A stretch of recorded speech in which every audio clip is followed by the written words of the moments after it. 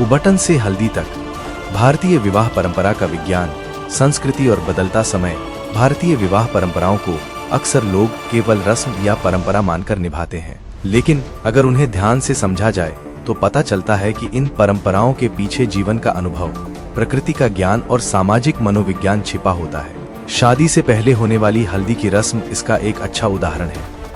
आज यह एक दिन का रंग बिरंगा समारोह बन गई है, लेकिन इसका मूल स्वरूप कहीं अधिक गहरा था। दरअसल आज जिसे हम हल्दी कहते हैं, वह पहले उबटन संस्कार के रूप में जाना जाता था।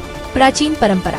उबटन का असली अर्थ पुराने समय में जब साबुन, शैम्पू, फेस वॉश या फेशियल जैसी चीजें नहीं थी, तब लोग प्राकृतिक चीजों से शरीर की देखभाल करते थे। उबटन आमतौर पर इन चीजों से बनाया जाता था, जिसमें हल्दी, बेसन, चंदन, दही या दूध, सरसों या तिल का तेल। यह मिश्रण त्वचा को साफ करता था, मृत त्वचा को हटाता था और शरीर को प्राकृतिक चमक देता था।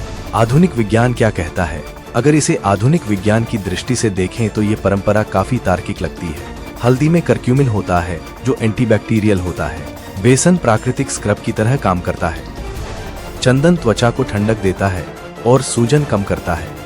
दही या दूध त्वचा को पोषण देते हैं। तेल त्वचा को नमी प्रदान करता है। आज जिस प्रक्रिया को हम स्किन केयर, स्क्रब और फेशियल कहते हैं, उसका सरल और प्राकृतिक रूप पहले उबटन में मौजूद था। सामाजिक और पारिवारिक आयाम। उबटन की रस्म केवल शरीर की देखभाल नहीं थी, बल्कि रिश्तों को जोड़ने का भी माध्यम थी। बुआ, मामी, चाची और परिवार की महिलाएं मिलकर उबटन लगाती थी। मंगल गीत गाए जाते थे और कई दिनों तक घर में उत्सव जैसा वातावरण रहता था।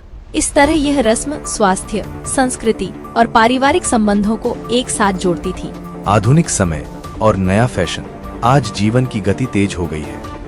लोग अलग अलग शहरों में रहते हैं और लंबे समय तक चलने वाली रस्में निभाना कठिन हो गया है। इसलिए उबटन की लंबी परंपरा अब एक दिन की हल्दी रस्म में बदल गई है। साथ ही इसमें नए फैशन भी जुड़ गए हैं। थीम डेकोरेशन, डांस, फोटोशूट और सोशल मीडिया के लिए आकर्षक आयोजन। निष्कर्ष, उबटन से हल्दी तक की यह यात्रा केवल एक रस्म के बदलने की कहानी नहीं है।